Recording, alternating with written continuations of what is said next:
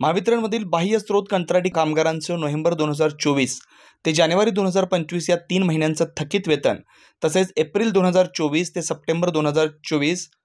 मूळ वेतन बेसिक 19% वाढीचं वेतन मिळावं यासह विविध मागण्यांचं निवेदन या महावितरणच्या कंत्राटी कामगारांनी हिंगोलीच्या अधीक्षक अभियंता यांना दिलंय। सदरील या कंत्राटी कामगारांची संबंधित एजन्सीकडून पिळवणूक होत असल्याचं देखील या निवेदनात म्हटलंय। कारण हिंगोली आणि वसमत औंढा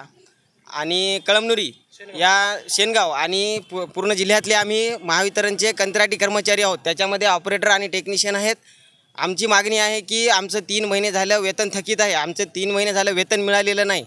त्याचबरोबर एप्रिल ते ऑक्टोबर महाराष्ट्र शासनाने मागच्या सरकारने आम्हाला 19% वाढ दिली होती आणि ती वाढ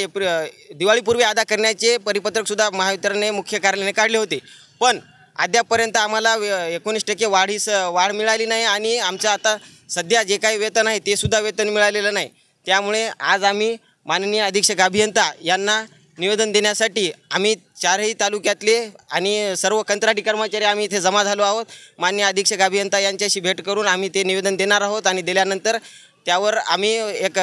तारीख दिलेली आहे 20 तारखेपर्यंत जर आमचं समाधानकारक पेमेंट आणि मागील बेसिकमध्ये वाढ झालेला 19% ते जर मिळाला तर आम्ही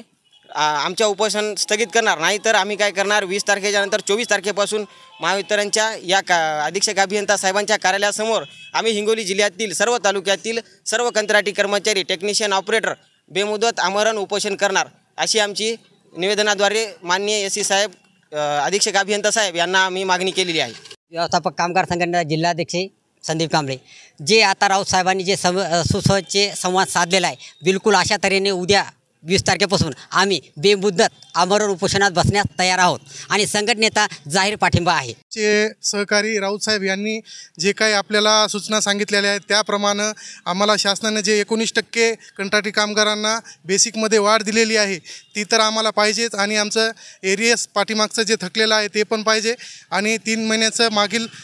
जे पगार आमची राहिलेली आहे ती पण आम्हाला लवकरात लवकर पाहिजे, अन्यथा आम्ही येत्या 24 तारखेपासून आमरण उपोषण करणार आहोत।